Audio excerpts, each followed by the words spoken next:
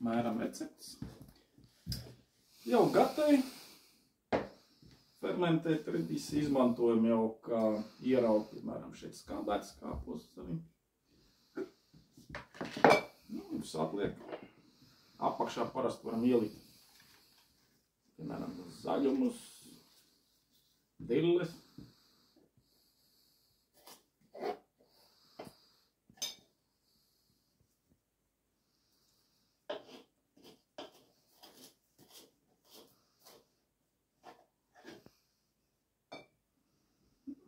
Mārutks.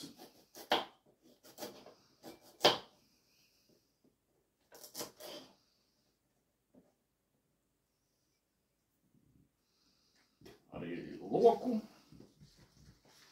Zaļo. Tā mēs tā vairāk ieliksim.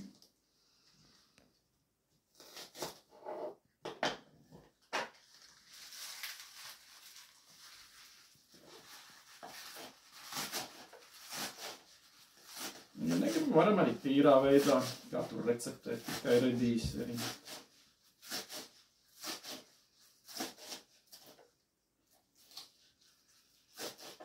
Ja mums ir kā ieraugs ielikts skābēti kāposti, tad arī otrā dienā jau ir lietojams.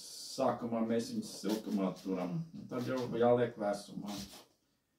Ja ir pievienoti kādi zaļumi, tad viņi tur ātrāk var sākt rūkt jau. Ja ir tīrā veidā redīs, tad viņus arī ilgstošāk varam uzglabāt vēsumā.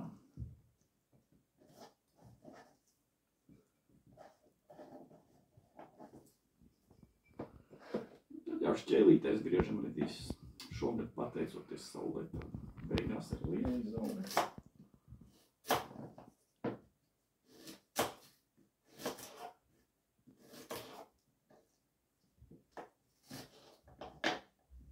Iekrāsojas tāda, kā redzams, burkā maigā rozā tonītī.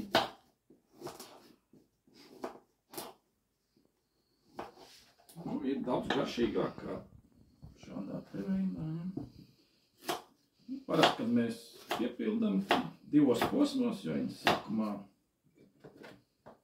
vēl sakritīsies, varēsim vēl pievienot tādu.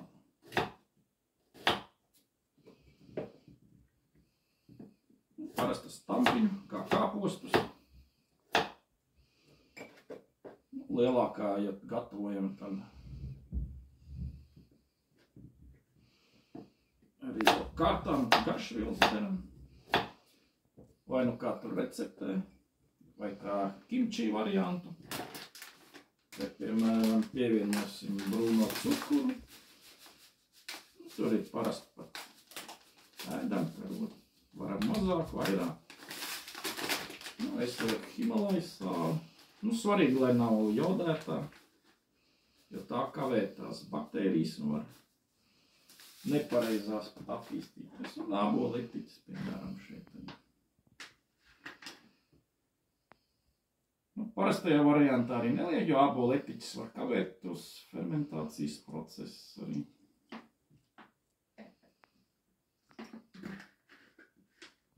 Pārējo varam arī ar ūdeni. Es parasti leju āboletiķi arī vairāk. Tā kā pildam pilnu un būs šāds produkts. Visiem.